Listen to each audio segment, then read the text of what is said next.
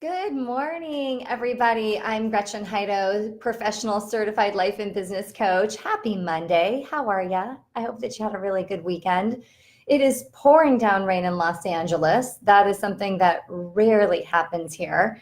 Quite a feat. Very interesting traffic outside. We have that going on, as well as the strike for LAUSD school district. So it's kind of an eventful day here.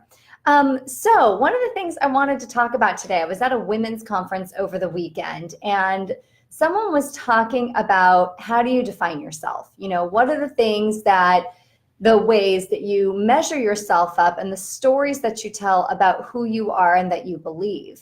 And they can be positive or they can be negative. And most of the time they're pretty negative. It's that thing that we did that we still are beating ourselves up with and that we make into our story. And so I'm wondering for you, what have you made into your story that just needs to be a line of your story? So I'll give you one of mine. It's super vulnerable. I even felt kind of nervous about sharing it, but I used to have a huge anger problem, just huge. I would fly off the handle.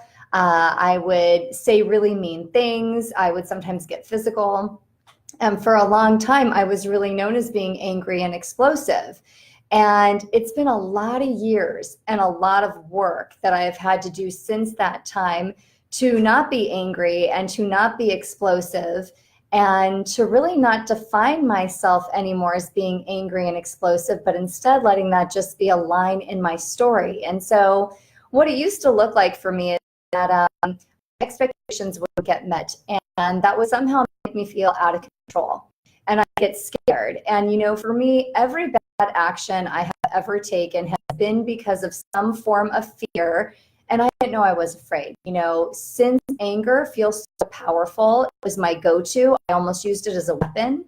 It kept people away from me. It made me feel better. It made me feel bigger. It made me feel like I could never be hurt, and none of was true. And the fear for that, if I didn't get angry, was that I'd have to be vulnerable, or I'd have to be at risk, or I'd have to meet someone in a different way that I just didn't know how. I hadn't learned how to do that. And so a lot of this would play out with boyfriends or with my husband. And, my husband, his name is John, and we've been married close to 19 years at this point. But when we first got together, we had this terrible cycle where he would say he was going to do something. He wouldn't do it. I would get mad. He would shut down, and then I would get explosive. I can remember throwing a lamp to get his attention. I can remember, yelling so loud that the neighbors could hear, the whole deal to get him to notice me, because my fear was I was being abandoned. And so it would make me really big and really angry and really explosive. And I had to go and get a lot of help to figure out how to not do those things anymore. That how could I make it that wasn't the thing that I was going to be known for, or that wasn't the thing that was going to hurt my marriage. And what we realized was that we both had a part. He had to use his words, and I had to learn how to bring it down. But it took a lot of years and a lot of time to do that.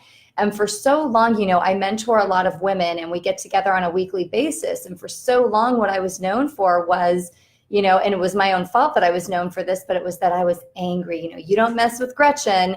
This is what's going to happen if you do. And now it's so interesting because the phone calls that I get are, how do you get through the anger? Because I've really worked to the other side of that. And so just because I had an anger issue, it doesn't make me an angry person anymore. It just makes it that was something that happened. Just because I had an anger issue and didn't know how to use my words appropriately or keep my hands to myself, it doesn't make me violent or explosive today. And it gets to just be a line in my story. And I'm so happy about that because it's freeing. So what's the thing that you're telling yourself? Is it that you're not good enough? Is it that you'll never be able to do it? Is it that, you're a procrastinator and you're always going to be that way? Is it that you'll never be able to reach that goal because you're not that kind of person? And in the past, maybe you weren't that kind of person. Maybe there really are some blocks that have gotten in your way. There are for everybody. I mean, we're human. We're having a human experience. But I wonder for you, is it possible that we can just make that a line in your story rather than making it the thing that completely defines you. What are you struggling with? What's the thing that still hurts? What's the thing that when you think about it, it really gets to you and it really feels bad? You know, we can change that. We can work together, and I can help you find a group of supportive people to help you change that story, because if we're living up to that one line, our whole life changes. You know, if I were still living up to that one line in my story, that I was angry or explosive or violent, I couldn't do the work that I do. I couldn't be a loving mom. I couldn't do, you know, all the things that I do in my community. But it's just not the truth anymore. It's something that happened, but it's not who I am today. So what's your something that happened that isn't who you are today? What's the thing that you'd really like to see change? You know, put it in the comments if you're brave enough.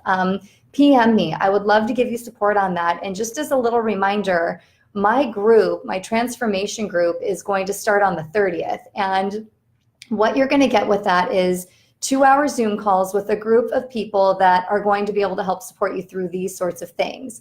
The next thing that you're going to get is a 1-hour private coaching call with me each month, so that we can really help you get over the hump. We're not here to be a new year, new you. You probably like who you are pretty much for the most part, but what we are here to do is transform. And I'd love to help you transform your story so that those things that are negative can just be a line and not your definition. Okay, everybody, so good to see you today. Happy Monday.